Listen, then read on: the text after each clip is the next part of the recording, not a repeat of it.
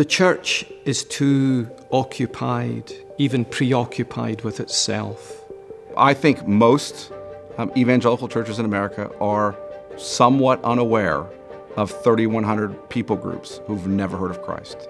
Part of the reason is mission agencies have done a poor job in using the power that's been bequeathed to them, sometimes intentionally, sometimes unintentionally.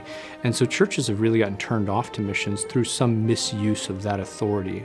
Since really the early years of the 19th century, Presbyterians were passionate about mission, and what killed it was the rise of liberal theology, which essentially said, amongst many other things, who are we to think we have the truth? They wanted to be in tune with the culture of the times.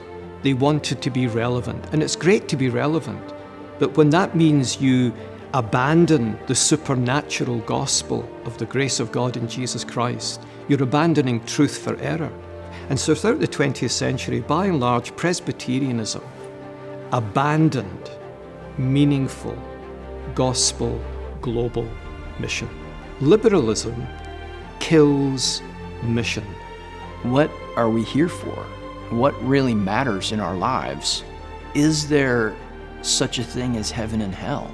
What has our King, Jesus Christ, commanded his people to do? Those ought to be the first questions we're asking of ourselves. And sadly, in many cases, we're not asking them at all. I think it's not very difficult to get someone to say, I have a heart for the south of France. But if you're trying to get someone to say, I have a heart to go plant a church in the mountains of Afghanistan, that's a hard one to get people to sign up for.